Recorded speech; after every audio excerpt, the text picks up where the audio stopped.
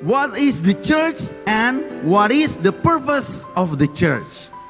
Apa itu gereja? Apa itu tujuan gereja? Kalau ditanya pasti kita langsung tahu. Sudah tahu lah pastor apa itu gereja. Kalau bukan gedung ya kita. Nah kalau bentuk fisiknya gedung gereja. Nah itu. Kalau sesuai dengan yang dimaksud Alkitab, gereja adalah orangnya. Kita gerejanya. Dan tujuan gereja ya tahulah pastor, yaitu untuk memuliakan nama Tuhan. Tapi saudara, apakah sesimpel itu pengertian gereja menurut Alkitab? Apa kata Alkitab sih tentang gereja? Dan apa kata Alkitab tentang tujuan dari gereja Tuhan? Mari kita lihat firman Tuhan di dalam Kisah Para Rasul 2 ayat 41, 42, 46 dan 47. Ternyata kita akan mendapati bahwa gereja tidak sesederhana yang kita bayangkan. Dan tujuan gereja tidak sekedar kita hidup bernafas, menikmati apa yang Yesus berikan. Dan itulah tujuan Yesus menciptakan gerejanya. Tujuan gereja lebih besar daripada itu. Saya kasih ilustrasi dulu saudara. Banyak orang berpikir bahwa satu buah benih pepaya lah. Benih pepaya itu akan bertumbuh dan kemudian dia akan menghasilkan buah. Itu cukup mencapai tujuan benih itu. Tetapi sebenarnya ada tujuan yang lebih besar, ada tujuan yang lebih mulia dari benih itu. Benih kalau kita tanam, dia akan bertumbuh dan menghasilkan buah. Dan ingat, di dalam buah itu terdapat ribuan benih yang nantinya kalau kita tanam lagi, itu akan menjadi hutan. Hutan pepaya. Jadi kalau mau bisnis, bisnis pepaya, tanam pepaya. Tapi katanya kalau mbak tanam pepaya, nyanda jaba jadi kaya. Karena kenapa? Karena banyak orang jago tanam pepaya, mereka tahu jaba jual. Pemasak kamari, ninta mau jual di mana? Busuk. Yang penting orang PT so senang.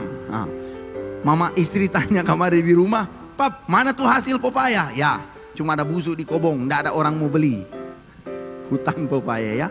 Nah jadi benih yang kecil itu punya potensi yang besar. Bisa jadi hutan pepaya. Gereja, kadang kita berpikir gereja cuman tujuannya ya sesederhana yang kita tahu. Kita hanya hadir kemudian beribadah kepada Tuhan dan kemudian kita melakukan kehendak Tuhan. Itulah tujuan gereja. Selesai. Kita sudah memuliakan Tuhan. Yang penting tidak nakal, tidak bikin dosa. Selesai. Apakah sesederhana itu? Apakah cuma sekedar jadi pohon dan berbuah? Atau Tuhan punya tujuan yang lebih besar dari itu? Kisah Para Rasul 2 ayat 41, 42, 46 dan 47. Tring. Ya, kita lihat ya. Oke. Teman-teman jemaat Tuhan bisa menyimak di dalam Alkitab atau di layar di LCD yang di depan. Saya akan membaca untuk kita semua. Orang-orang yang menerima perkataannya itu, perkataan dari si Petrus, perkataannya itu memberi diri dibaptis, dan pada hari itu jumlah mereka bertambah kira-kira 3.000 jiwa. Mereka bertekun dalam pengajaran rasul-rasul dan dalam persekutuan, dan mereka selalu berkumpul untuk memecahkan roti dan berdoa dengan bertekun, dan dengan sehati mereka berkumpul tiap-tiap hari dalam bait Allah. Mereka memecahkan roti di rumah masing-masing secara bergilir dan makan bersama-sama dengan gembira dan dengan tulus hati sambil memuji Allah. Dan mereka disukai semua orang, dan tiap-tiap hari Tuhan menambah jumlah mereka dengan orang yang diselamatkan. Luar biasa. Tidak hanya mereka berkumpul di dalam ibadah, belajar firman Tuhan. Tidak hanya mereka berkumpul dan memecahkan roti, fellowship. Tidak hanya mereka bergembira dan tulus hati. Tidak hanya memuji Tuhan.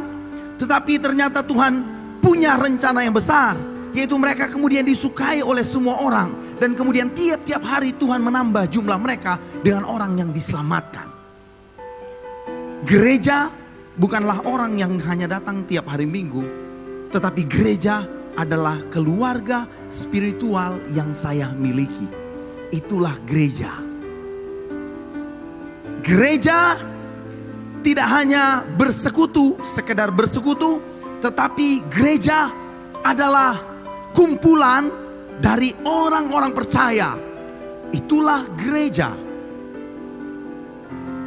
Pastor, saya gereja. Saya mau katakan, bukan. Kalau kamu orang percaya, saya orang percaya pastor. Ya, kamu orang percaya. Kalau kamu orang percaya, kamu disebut believer, orang percaya. Kamu diselamatkan, ya kamu diselamatkan. Tetapi kamu bukan gereja. Kamu akan jadi gereja ketika kamu akan bersekutu satu dengan yang lain. Membentuk kumpulan orang percaya, kelompok keluarga Allah. Itulah yang disebut gereja. Yang percaya bilang amin. Kalau kamu berdiri sendiri, itu bukan gereja saudara. Itu orang percaya. Kadang kita bingung ya, saya gereja, tapi saya tidak mau jadi anggota gereja. Kita harus punya relasi hubungan dengan orang percaya lainnya. Karena itulah gereja. Kamu orang percaya, diberkati Tuhan, ya diberkati Tuhan. Tetapi kamu bukan gereja. Gereja adalah keluarga spiritual kita. Saya bilang, pastor, saya sudah berkeluarga. Pastor Melan tanya, mana istrimu? Nggak ada. Anakmu? Apalagi anak, istri nggak ada. Pastor Bagi, so gila dia. Yang nggak kawin, yang nggak menikah, bilang so berkeluarga. Kalau kamu punya istri dan anak, kamu berkeluarga. Lebih dari satu, itu keluarga. Gereja juga demikian. Kalau kamu cuma berdiri sendiri, kamu orang percaya. Tetapi bukan gereja. Gereja adalah kumpulan orang percaya. Itulah sebabnya Pastor Melan sangat jelas memberikan penjelasan. Kamu mesti jadi anggota gereja. Kalau kamu cuma bilang saya sudah percaya, itu cukup pastor. Saya juga bayar perpuluhan kok pastor. Saya juga kok kasih persembahan pastor. Saya orang baik kok pastor. Saya melakukan kehendak Bapa kok pastor. Tapi kalau kamu gak mau menjadi anggota gereja, itu kamu bukan gereja. Kamu orang percaya. Tapi hati-hati, saya kasih tahu. Gereja bukanlah seseorang yang percaya kepada Tuhan Yesus. Itu artinya orang percaya, believer. Masuk surga ya, tapi bukan gereja. Gereja adalah kumpulan orang-orang yang percaya kepada Tuhan, yang kemudian mereka bersekutu bersama, kemudian mereka bertumbuh bersama, dan kemudian mereka memenangkan jiwa. Matius 18 ayat 20. Matius 18 ayat 20 bilang begini. Sebab di mana 2 atau 3 orang berkumpul dalam namaku, di situ aku ada di tengah-tengah mereka. Maaf, Alkitab nggak tulis di mana ada 1 orang memuji Tuhan. Berkumpul ya nggak mungkin lah kalau 1 orang nggak berkumpul, dia berdiri sendiri. Tuhan hadir. Nah, 2 atau 3 orang berkumpul bersekutu, Tuhan hadir. Gereja yang bersekutu, disitulah Tuhan hadir. Kita akan jadi mengerti kenapa Tuhan sangat exciting dan Tuhan sangat concern dengan gereja Tuhan. Kita jadi tahu saudara, karena Tuhan punya tujuan yang lebih besar dari sekedar Anda diselamatkan. Jikalau kamu tidak mau menjadi anggota gereja, bersekutu bersama, memenangkan jiwa bertumbuh, kamu bukan gerejanya Tuhan. Kamu orang percaya, kamu diselamatkan, tetapi kerdil. Kadang kita saudara, kita diajar dari dulu untuk bersekutu di rumah Tuhan. Cukup datang gereja, jadi jemaat yang baik, jemaat yang setia, jemaat yang dengar-dengaran. Kemudian kita pulang, selesai. Hari Senin sampai hari Sabtu kita bergumul dengan dunia. Pergumulan kita sendiri. Nanti hari Minggu itu baru gereja. Senin sampai Sabtu, ya enggak. itu baku-bagi dengan dunia kita. Tidak saudara, gereja adalah kumpulan bersekutu Senin sampai Minggu, Minggu sampai Senin, itu gereja. Dan jika kamu tidak mau, kamu jadi kerdil. Atau saudara, atau bisa jadi Matius 7 ayat 21 sampai 23 berkata begini. Bukan setiap orang yang berseru kepadaku, Tuhan, Tuhan, akan masuk ke dalam kerajaan sorga, melainkan dia yang melakukan kehendak Bapakku yang di sorga. Pada hari terakhir banyak orang akan berseru kepadaku, Tuhan, Tuhan, bukankah kami bernubuat demi namamu dan mengusir setan demi namamu dan mengadakan banyak mujizat demi namamu juga? Pada waktu itulah aku akan berterus terang kepada mereka dan berkata, aku tidak pernah mengenal kamu. Enyahlah daripadaku kamu sekalian pembuat kejahatan. Gedubrak. Kita pikir kita sendiri pasti diselamatkan. Ternyata ada kemungkinan tidak. Ini Alkitab yang bilang, bukan Pastor Ramli. Tapi saudara, kalau Anda bersekutu dan terikat menjadi satu gereja, itu Tuhan bilang saatnya kelak Yesus akan menempatkan gerejanya di hadapannya. Muka dengan muka. Itu berarti kita pasti diselamatkan. Karena kenapa? Karena kita berhadapan muka dengan Yesus. Itu gereja. Hanya gereja yang akan menggenapi semua rancangan, semua tujuan Tuhan, semua cita-cita Tuhan di dunia ini. Hanya gereja. Yang percaya bilang amin. Semangat saudara. Bilang Pastor Ramli tidak lagi marah-marah. Pastor Ramli lagi semangat saja. Amin. Saudara yang dikasih Tuhan, boleh kasih tepuk tangan saudara. Saudara, kita berpikir bahwa Tuhan datang ke dunia ini cuman mati di kayu salib, meninggalkan kemuliaannya. Kemudian Yesus menyerahkan segala sesuatu untuk gerejanya. Semua kekuasaan, semua otoritas, semua kemuliaan sudah diberikan untuk gerejanya. Apakah memang cuman sekedar supaya kita diselamatkan? Apakah sesederhana itu saudara? Supaya kita bisa beroleh, supaya kita bisa diselamatkan, supaya kita bisa hidup, supaya kita bisa menikmati berkat Tuhan. Apakah sesederhana itu Yesus rela mati di atas kayu salib supaya kita selamat, selesai? Ternyata kalau kita lihat saudara, Tuhan punya tujuan jauh lebih dari sekedar itu. Tuhan punya tujuan yang besar untuk gerejanya. Dan kamu, saya, ketika kita bersekutu, kita adalah gerejanya Tuhan. Mari kita lihat saudara, apa sih tujuan, apa sih rencana Tuhan? Kenapa Tuhan memperlengkapi gerejanya dengan kuasa, dengan otoritas, dengan kemuliaan? Apakah cuma sekedar supaya show off saja? Supaya orang lihat, wah ini gereja Tuhan. Apakah sekedar itu? Lebih daripada itu, Allah punya rencana khusus bagi gerejanya. Rencananya bagi kamu dan bagi saya. Tujuan gerejanya. Matius pasal yang ke-16 ayat 17 sampai 19. Firman Tuhan berkata begini. Matius 16 ayat 17 sampai 19. Kata Yesus kepadanya.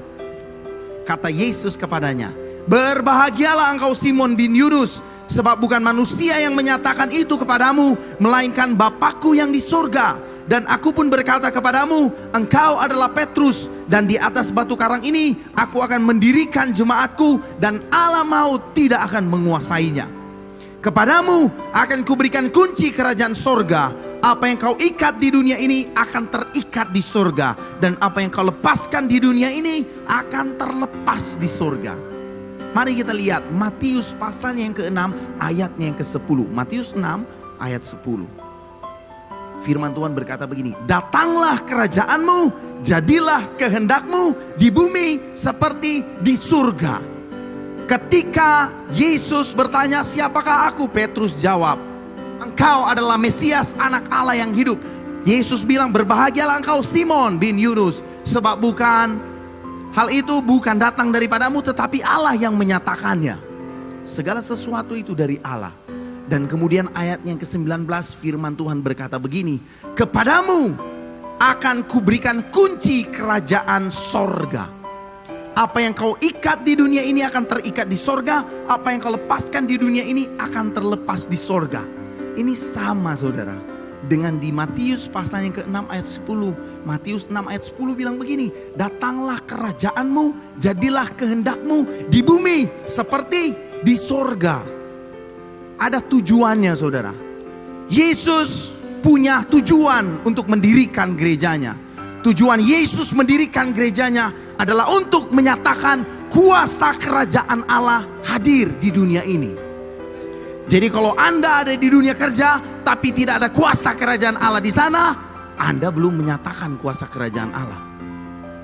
Dan kuasa kerajaan Allah itu dinyatakan sejauh Anda mau menyatakannya. Sejauh mana gereja mau menyatakan kuasa kerajaan Allah, kuasa kerajaan sorga, sejauh itu Tuhan akan bekerja menyatakan kuasanya. Sejauh itu saudara, apa yang kau ikat di dunia ini akan terikat di sorga. Apa yang kau lepaskan di dunia ini akan terlepas di sorga. Sejauh itu saudara, sejauh Anda mau menyatakan kuasanya, sejauh itu Tuhan mau menyatakan, menunjukkan kuasanya. Sejauh itu saudara. Dan tujuan utama gereja supaya kuasa kerajaan Allah itu hadir di bumi. Mari kita lihat saudara, sejak dari penciptaan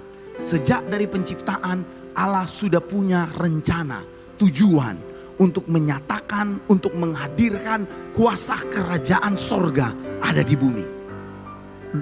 Kejadian pasal yang kedua ayat yang ke-6. Kejadian 2 ayat 6 bilang begini saudara. Selanjutnya Tuhan Allah membuat taman di Eden. Ini waktu penciptaan. Di sebelah timur, disitulah ditempatkannya manusia yang dibentuknya itu. Allah menempatkan manusia di bumi saudara. Dan Allah memperlengkapi manusia. Beranak cuculah dan bertambah banyak. Penuhilah bumi, kuasailah itu dan taklukkan. Berkuasa. Supaya apa? Supaya kuasa kerajaan Allah ada di bumi sejak dari penciptaan. Sejak dari awal dunia diciptakan. Dan kemudian ketika Yesus datang ke dunia ini, Matius pasal yang ke-12 ayat 28 berkata begini. Tetapi jika aku mengusir setan dengan kuasa roh Allah, maka sesungguhnya kerajaan Allah sudah datang kepadamu. Ketika Yesus hadir pun, Yesus mau supaya kuasa kerajaan sorga ada di bumi. Bahkan ketika nanti akhir zaman nanti, Pastor Ramli so tahu akhir zaman yuk makanya mau baca Alkitab supaya tahu akhir zaman. Yohanes yang bilang di dalam Alkitab, di dalam Wahyu pasal yang ke-21 ayat 2 dan 3, firman Tuhan berkata begini. Dan aku melihat kota yang kudus, Yerusalem yang baru, turun dari sorga dari Allah, yang berhias bagaikan pengantin perempuan yang berdandan untuk suaminya. Lalu aku mendengar suara yang nyaring dari tahta itu berkata, lihatlah, kemah Allah ada di tengah-tengah manusia, dan ia akan diam bersama-sama dengan mereka. Mereka akan menjadi umatnya, dan ia akan menjadi Allah mereka. Sejak dari penciptaan, Tuhan mau menyatakan kuasa kerajaan sorga. Ketika Yesus datang, Yesus menyatakan kerajaan sorga. Nanti setelah nanti di akhir zaman, Allah akan menyatakan kerajaan sorga hadir di bumi ini. Dan saat ini gereja ada di bumi ini. Kira-kira menurut saudara, tujuan Allah menciptakan, membentuk gereja, memperlengkapi gerejanya dengan kuasa, dengan otoritas, dengan kemuliaan, rela menyerahkan nyawanya untuk mati di atas kayu salib, menderita untuk kita, untuk gerejanya. Kira-kira menurut saudara apakah Tuhan tidak punya rencana khusus? Tuhan punya rencana khusus untuk menyatakan kuasa kerajaan sorga hadir di bumi. Dan dia akan memakai gerejanya. Kamu, itu berarti kamu dan saya. Kita, gereja Tuhan. Nyatakan kerajaan sorga. Apa sih kerajaan sorga, pastor? Kerajaan sorga adalah ini, saudara. Wilayah di mana kuasa kerajaan Allah yang berlaku di situ. Sekali lagi saya bilang, kuasa kerajaan sorga adalah wilayah di mana kuasa dari kerajaan sorga hadir di situ, berkuasa di situ.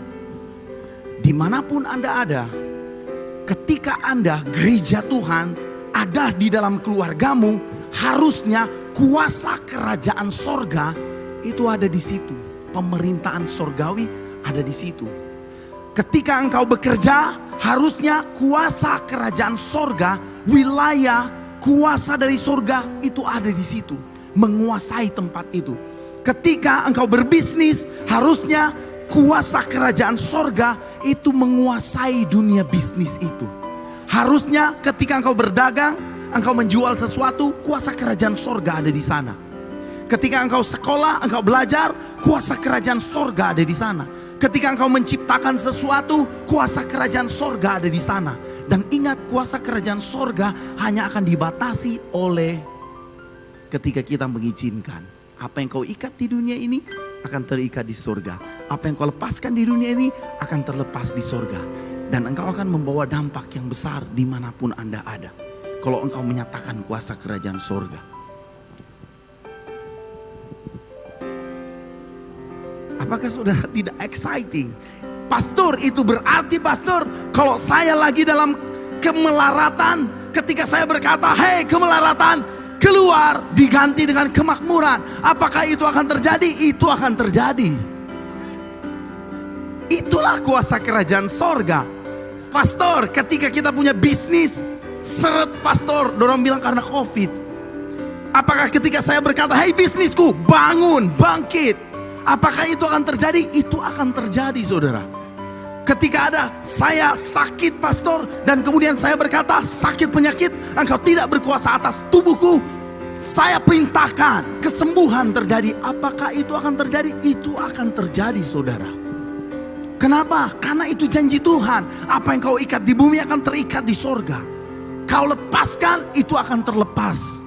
Hadirkan kuasa kerajaan sorga dimanapun Anda ada. Apakah Anda tidak exciting? Hei, ketika saya berjalan, kuasa kerajaan sorga bersama dengan saya. Ketika saya berbicara, kuasa kerajaan sorga berbicara dengan saya. Ketika saya berpikir, kuasa kerajaan sorga menguasai pikiran saya. Ketika saya berdagang, kuasa kerajaan sorga menguasai perdagangan saya. Bukankah itu exciting, saudara? Harusnya kita exciting, karena kita dilengkapi dengan kuasa kerajaan sorga. Untuk itulah gereja ada di bumi ini. Untuk tujuan itulah menyatakan kuasa kerajaan sorga. Saya kasih tahu saudara, bagi Tuhan memberkati Anda, menyembuhkan Anda, memulihkan kita, bagi Tuhan itu kecil. Dia Tuhan. Anak bilang, siapa mau tanya Tuhan jadi manusia? Dia Tuhan. Dia mau jadi manusia, mau jadi kucing kek? Dia Tuhan. Sanggup? Sanggup. Memberkati kita, bagi Tuhan itu perkara kecil. Mengizinkan kita dalam kesusahan, kita dalam penderitaan, bagi Tuhan itu bisa. Tapi saya mau kasih tahu, karena bagi Tuhan bukan soal perkara Anda diberkati atau Anda tidak diberkati. Bukan soal saya hidup sehat, kemudian saya sakit. Bukan soal itu bagi Tuhan yang paling penting. Karena bagi Tuhan yang paling penting adalah supaya tujuan Tuhan menciptakan Anda di dunia ini itu tergenapi. Itulah sebabnya Paulus berkata, baik oleh hidupku atau oleh matiku, Tuhan dimuliakan. Mau hidup, mau mati, Tuhan dimuliakan. Rencana Tuhan yang terjadi bagi Tuhan, itulah yang terpenting.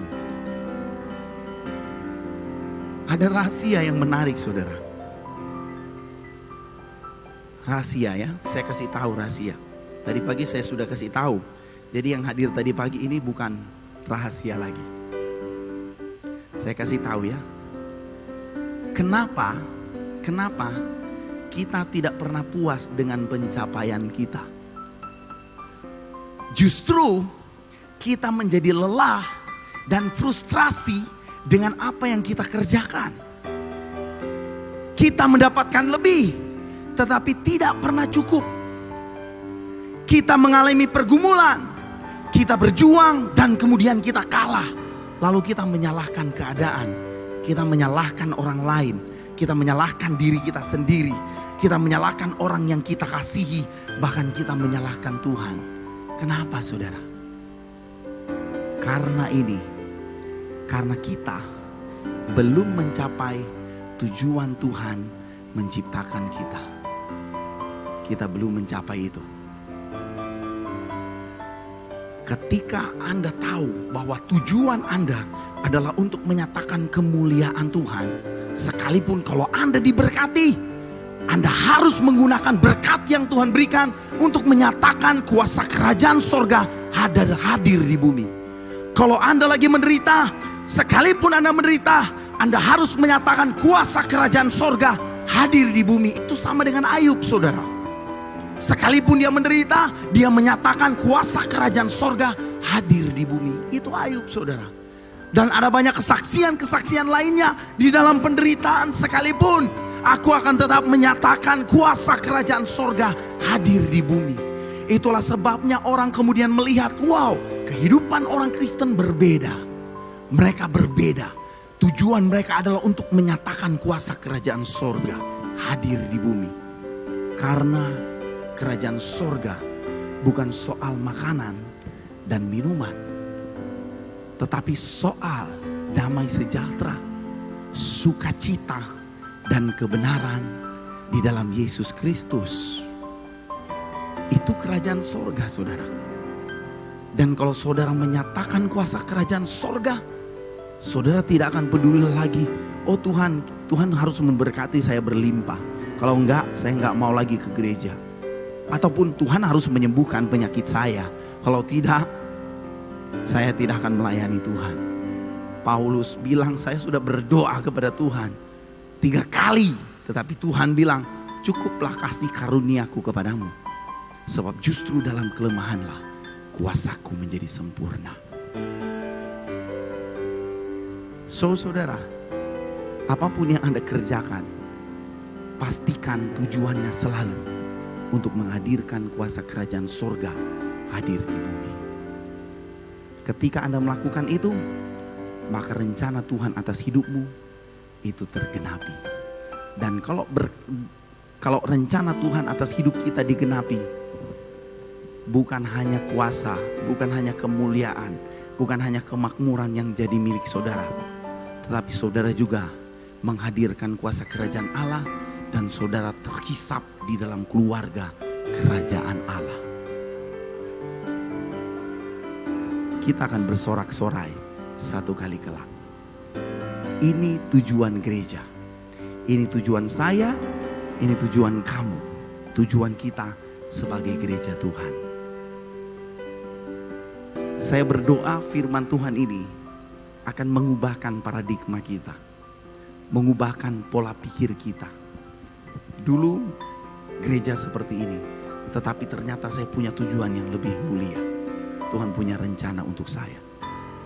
Mari kita lakukan firman, dan firman Tuhan berkata, berjanji, kalau Anda akan melakukan firman, firman itu akan memerdekakanmu.